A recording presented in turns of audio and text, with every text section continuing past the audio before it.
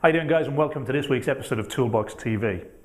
It's become very clear this week to me that many of you struggle with the concept of joint venturing. Why has it become very clear? Because I've been talking to a few of you, and when I suggest the whole concept of joint venturing, it seems alien to you. Now, first of all, I'm going to say, go back inside the member area, have a look through the videos on joint venturing, and it'll give you a really round idea of how to put together your own joint ventures. And bear in mind that the examples that I've used inside in the toolbox are merely examples. They're examples that have worked for me. And as I keep telling you guys, you know, what works for one might not necessarily work for another. Where I can build relationships with hairdressers that have helped me in my business, for you, it could be gymnasium owners or personal trainers or nursery owners or gardeners. I don't know in your business. What I can tell you is that in order to form these joint ventures, you have to do a lot of work. You have to be the one instigating it. You know, we inside the toolbox, we're a rare breed of tradesperson. Most tradespeople, as you know, will follow the same old patterns and the same old systems of getting work. They just willy-nilly stick an ad in a paper or a magazine. They've got no control over where the work's coming from. They'll tell you that they get all of their work through word of mouth, and that's just an easy way of saying, I've no idea where my work comes from, but that's what they'll tell you. So when you're expecting these guys to be the same mentality as you, to help you in your joint venture progress, don't be surprised when you're met with a little bit of resistance. But just because you're met with resistance doesn't mean you have to give up. Just because other people don't get it straight away doesn't mean you have to stop trying. It takes work, it takes effort, it takes building. You need to work on it to get it to work. But when it works, when joint venturing works, it works extremely well. Now, did I invent the concept? No, I didn't. But I know it works. And it works so well that some of you will have heard of a guy called Ivan Misner. And Ivan Misner built an organization, a multi-million pound organization with hundreds of thousands of members across the world using this simple principle. The only difference is, his organization, when you join it, an organization called Business Networking International, BNI, when you join it, you will pay an annual membership fee. But everything that they do, you can do for free. Everything that happens inside of an organization like BNI, and there have been many imitators, you can do for free.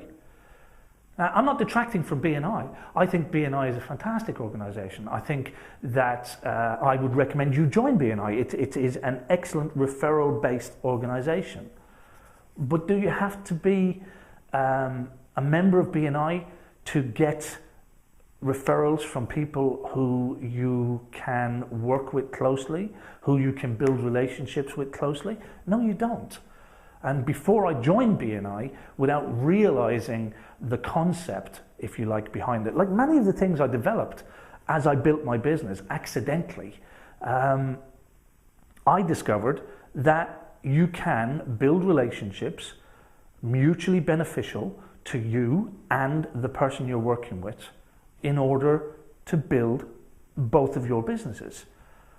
And it starts very simply. You know, you only have to explain the concept to one person at a time, that you will promote their business, they will promote your business. You don't have to do any extra work. You are both after the same customers, and that's the whole premise of this. You get people to work with you that want the same customers that you want. In other words, you share the same ideal customer. So for example, there may be a landscape gardener who is talking to exactly the kind of people that you want to talk to. There may be a plumber or a heating engineer who has a list of customers who are exactly your ideal customer. And all you need to do is find these individuals, build relationships with them, formalize these relationships.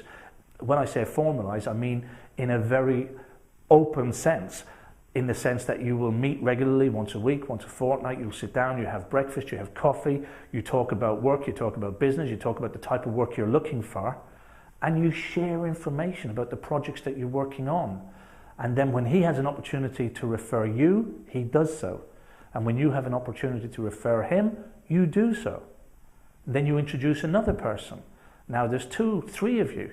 Then you introduce another person, and then there's 4 of you. And I think at the height of when I was doing it, there was 7 of us that used to meet in a cafe on a Thursday morning and have breakfast and just share work between one another. These relationships don't just happen. And we all meet tradesmen on various different projects in various different sites, and we all say, oh, let's swap business cards and I'll pass work to you, and we never do it. It doesn't happen. Or it happens maybe once or twice, or it happens on a very loose arrangement. But like everything else in terms of your marketing, you can take control of this. You can manage this. You can make this work for you. It just takes a little bit of effort on your behalf. Is it worth the effort? Yes, it is. Because you build relationships with tradesmen that you can trust and you can refer to your customers, which make you look like a hero.